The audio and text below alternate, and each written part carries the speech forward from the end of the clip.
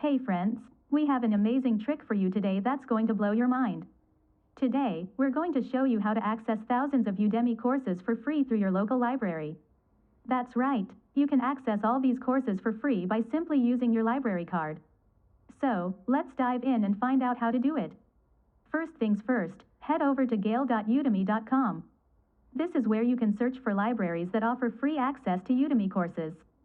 Select Public Library, enter your library in the search bar, click on Search. This is the most important step because not all libraries offer this service. Your library name might be after your county. For example, Library and City of Fremont and Dublin in California are operated by Alameda County Library System. You have to search for Alameda in this case. If you don't already have a library card, you'll need to sign up for one. This is usually a simple process that involves filling out an application form and presenting address proof. Some library offers membership to anyone living in the state they operate.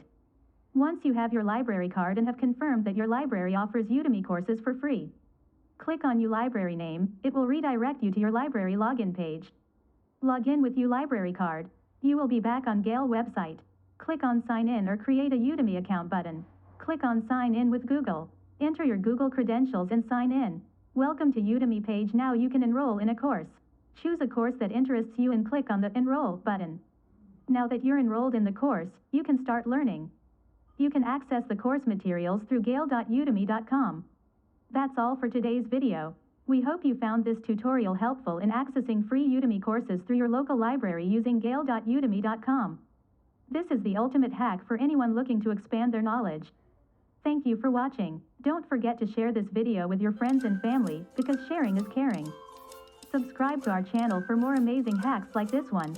We'll see you in the next video.